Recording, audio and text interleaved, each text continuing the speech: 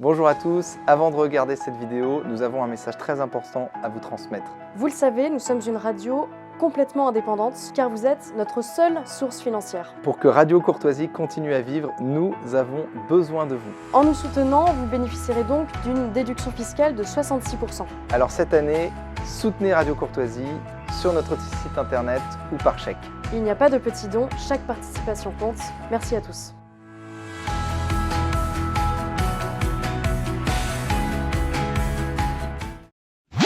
7h, 10h sur Radio Courtoisie, ligne droite, Maud Koffler. Et aujourd'hui, nous recevons Sylvie Pérez. Bonjour Sylvie Pérez. Bonjour Maud. Vous êtes journaliste et auteur de En finir avec le wokisme, chronique de la contre-offensive anglo-saxonne, paru aux éditions du Cerf. Et aujourd'hui, vous nous parlez de Rima Abdul-Malak, ministre de la Culture, qui a annoncé un plan intitulé La Relève. De quoi s'agit-il exactement ?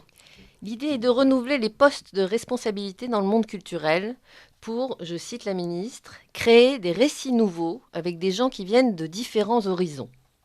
Sexe, couleur de peau, origine ethnique, handicap sont les nouveaux critères de recrutement.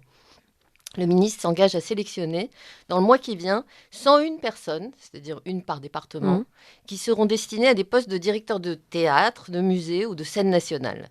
Vous vous souvenez peut-être, Maud, du rapport sur la diversité à l'Opéra de Paris, qui avait été rédigé par Pape Ndiaye avant qu'il n'entre au gouvernement, avant qu'il ne soit ministre de l'Éducation. Alors ce rapport préconisait de favoriser l'embauche d'artistes non blancs. C'est-à-dire que la compétence ne suffisait plus, il fallait aussi présenter le bon passeport minoritaire pour être éligible au poste d'excellence. Avec la relève, Rima Abdul-Malak va un peu plus loin encore. Les gens qu'elle veut sélectionner n'auront pas nécessairement de compétences, ni même d'expérience dans le milieu culturel. Désormais, la bonne carte minoritaire suffit, même plus besoin de compétences. Et c'est toute l'originalité de ce nouveau dispositif. Les candidats seront choisis, nous dit-on, au coup de cœur. On leur demande non pas d'être particulièrement cultivés ou passionnés par les textes du répertoire ou les arts de la scène ou l'architecture.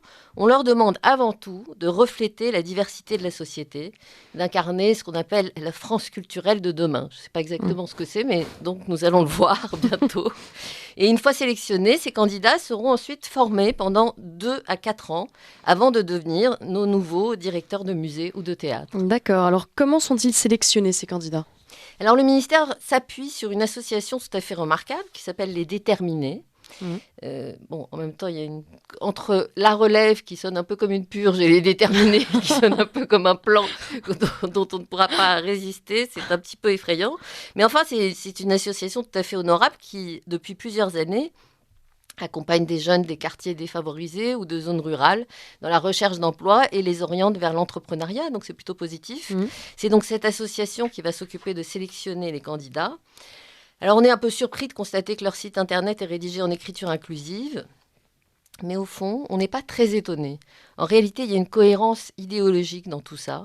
La relève est un projet diversitaire, donc évidemment pas ennemi du néo-féminisme, fût-ce dans ses aspects les plus cocasses, comme l'écriture inclusive. Alors pour la formation des candidats, elle aura lieu à Sciences Po, temple absolu du wokisme. Évidemment. Du reste, le communiqué de presse de la ministre donne le ton, qui est truffé d'expressions woke chimiquement pures, comme anticiper l'avenir, ou alors faire confiance à une pulsation nouvelle. Oh là là. Et si on avait encore quelques doutes quant à la conformité du projet à la doxa néo-progressiste, la ministre s'est chargée de les dissiper, puisque le lieu choisi pour le dîner de lancement de la relève fin novembre était le club du 21e siècle. Alors, moi, je ne connaissais pas, mais c'est une officine qui se présente comme œuvrant pour une perception collective, positive de la diversité. Tout y est. Insupportable.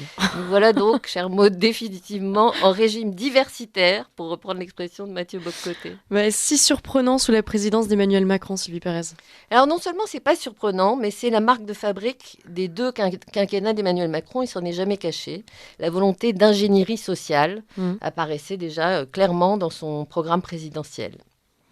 La relève n'est d'ailleurs qu'un des multiples grands plans pour changer le monde. Dans la même veine et au même moment, Bérangère Couillard, la ministre de l'égalité homme-femme et de la lutte contre les discriminations, annonçait le lancement de son programme pour lutter contre la discrimination à l'embauche.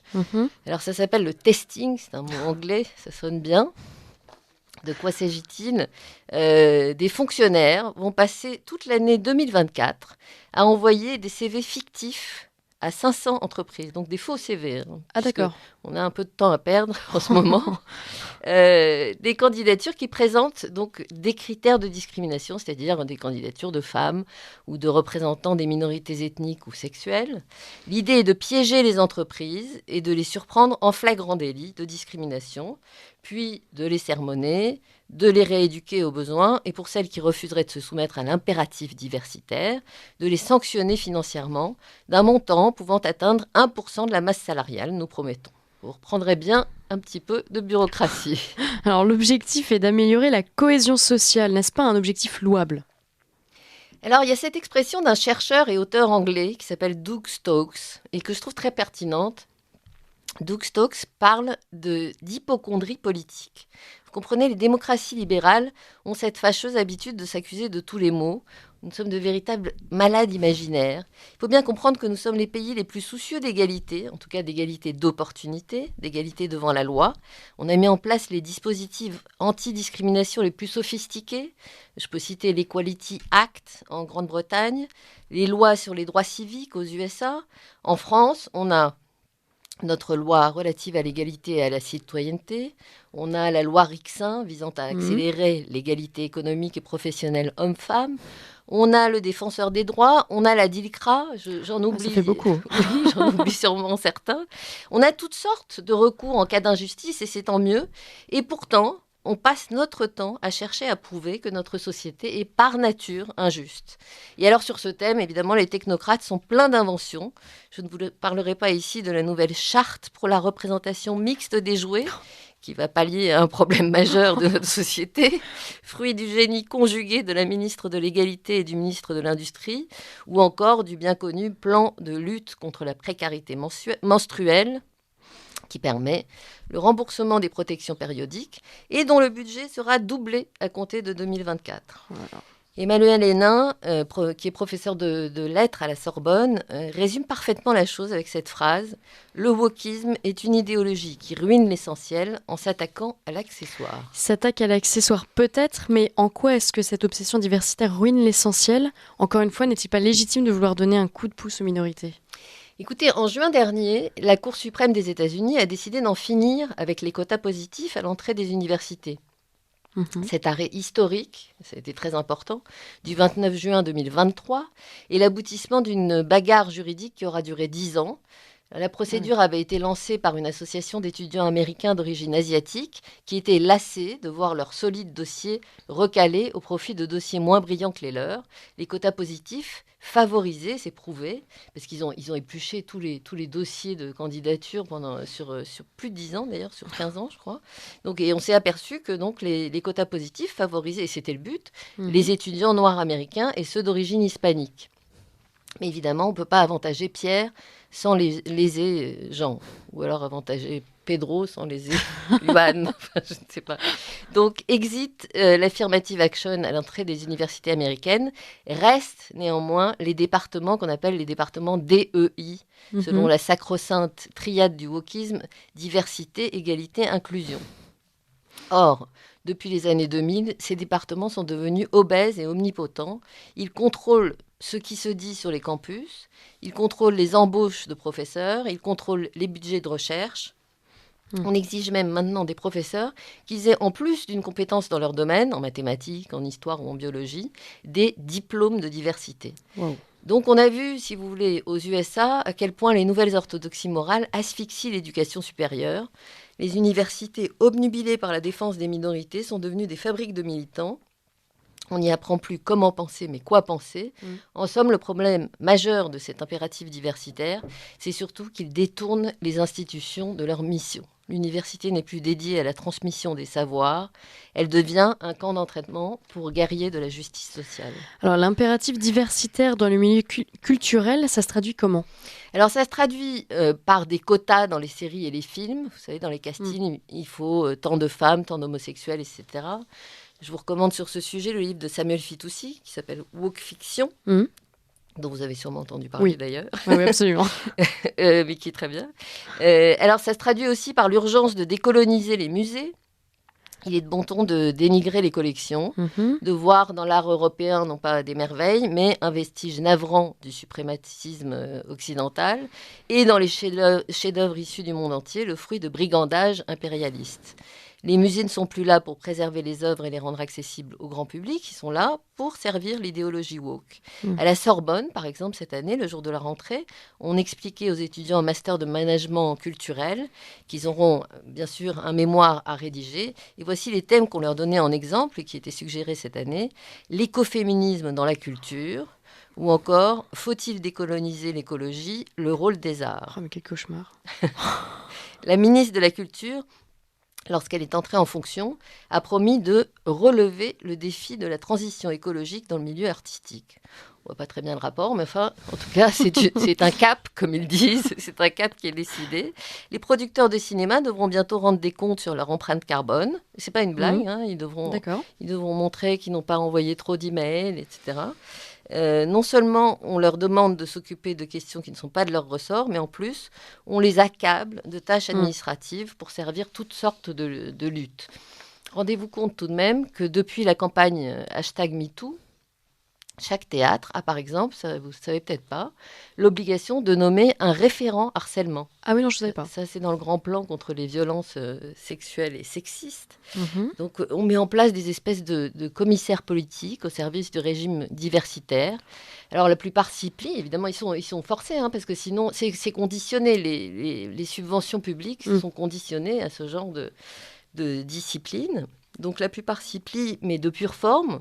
Oui. Et en fait, on prend des mesures de façade tout en ricanant sous cap. Ça rappelle des souvenirs pas très sympathiques. Mais on voit bien qu'il y a de moins en moins de sujets qui prêtent à rire, ou en tout cas de plus en plus de sujets sur lesquels il est risqué de rire. Et la culture se métamorphose doucement en une sorte de réalisme progressiste. Alors la ministre de la Culture, en présentant son plan de relève, disait vouloir sortir de l'entre-soi. Elle a raison. Il est évident que la culture souffre d'un entre-soi plutôt à gauche. Ce n'est un secret pour personne. Avec la relève, l'entre-soi de l'ancienne gauche laissera la place à un entre-soi version nouvelle gauche, un entre-soi néo-progressiste. Pas sûr que ce soit un progrès. Et joyeux Noël, bien sûr. Alors, Sylvie Pérez, je rappelle que vous êtes l'auteur d'un livre destiné à lutter contre le wokisme, justement. En finir avec le wokisme, chronique de la contre-offensive anglo-saxonne, paru aux éditions du Cerf.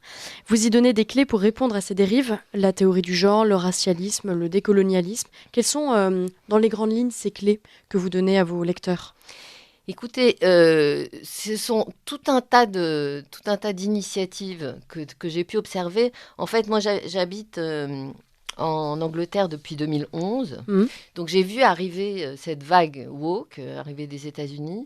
J'ai vu la sidération qu'elle provoquait et j'ai vu aussi les efforts qui ont été les efforts pour essayer de mettre en place une riposte à cette dérive. Et ça, c'est très, très enthousiasmant parce que, vous savez, on parle beaucoup du wokisme. Il y a eu beaucoup de livres sur le wokisme. Et parce que c'est spectaculaire, parce qu'on voit des statues déboulonnées, parce qu'on voit des conférences perturbées, voilà. Mais dans le camp d'en face, il y a des gens qui se battent pour des enjeux absolument essentiels et qu'on entend moins, mais qui font un travail considérable. Et j'ai trouvé que c'était intéressant d'aller voir ces gens-là. Et donc, pendant 4 ans, j'ai été rencontrer tous ceux qui essayaient de mettre en place une stratégie, d'abord pour cerner le wokisme, pour en comprendre les ressorts, parce que c'est la condition pour ensuite combattre le wokisme. Parce que le wokisme, c'est quand même une nébuleuse assez complexe. Et donc, ils en sont, dans les pays anglo-saxons, ils en sont à ce 3e stade, qui est de combattre le wokisme. D'accord. Et dans les pays anglo-saxons, le wokisme est plus avancé ou pas ? Dans les pays... oui, ils ont une bonne dizaine d'avance sur nous. Et donc, ils ont aussi 10 ans d'avance sur la riposte. Et justement, c'est tout l'intérêt. C'est-à-dire qu'on dispose d'une sorte de retour d'expérience. Et ils ont développé un certain nombre de parades pour déjouer cet avènement d'un monde parfaitement orwellien en vérité. Mm. Et donc, il n'y a plus qu'à s'en inspirer, si vous voulez. D'accord. Alors, en quelques secondes, Sylvie Pérez, êtes-vous optimiste dans votre lutte contre le wokisme ? Écoutez, je crois que, moi, en tout cas, c'est ce que je prétends dans la conclusion de mon livre. Alors, je donne tout un tas d'exemples qu'on n'a pas le temps d'aborder ici, mais c'est assez concret. Ouais. Et donc, il y a ça, déjà, on a plein d'outils. Ensuite, je prétends qu'on va rentrer dans l'ère post-woke, puisque, entre autres, on observe que le wokisme s'autodétruit. Vous savez, l'alphabet minoritaire, LGBTQIA2+, le plus signifiant qu'on peut l'augmenter à l'infini, subit un mouvement en accordéon. Après s'être allongé à l'infini, il est en pleine récession. Les féministes et les homosexuels sont fâchés avec les transgenres. Si on imagine un château de cartes, on a vraiment l'impression que la revendication transgenre est la carte de trop qui provoque l'écroulement de tout le système. Donc j'ai l'impression que le wokisme se heurte au réel et que donc l'avenir est plutôt riant. Très bien, merci beaucoup Sylvie Pérez. Je rappelle que vous êtes journaliste et auteur de En finir avec le wokisme, chronique de la contre-offensive anglo-saxonne aux éditions du Cerf. À très bientôt.